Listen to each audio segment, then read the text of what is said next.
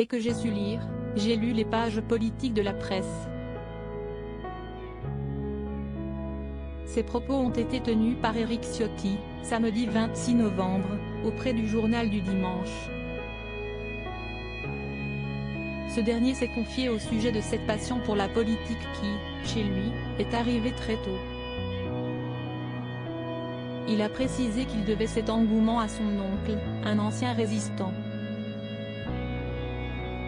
En effet, celui-ci, un corrézien et chiracien, lui a permis de découvrir ce milieu en l'emmenant avec lui à des séances du conseil municipal.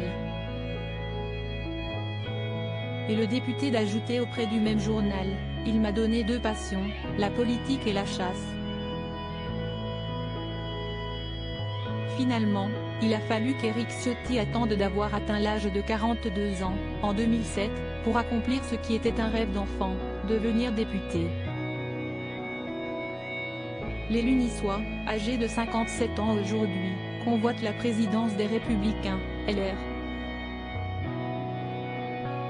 L'élection se tiendra le 3 décembre prochain. Il est le favori du Congrès.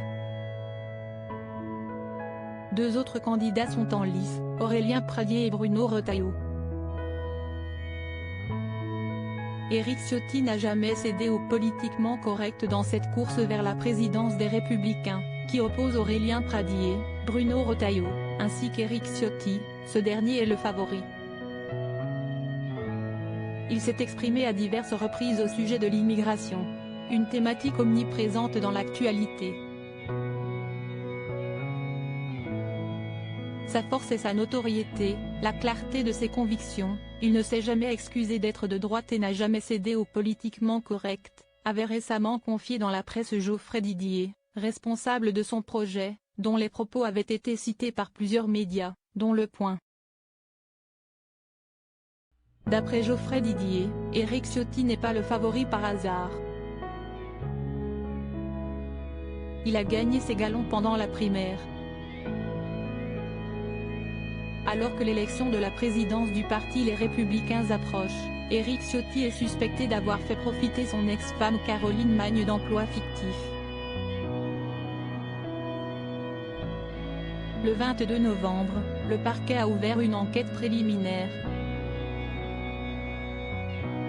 Pour ses proches, qu'il estime avoir été victime d'une machination, la trahison ne viendrait pas d'un inconnu, mais du maire de Nice, Christian Estrosi. Article écrit en collaboration avec 6 médias Crédit Photo, Thierry Breton Panoramique.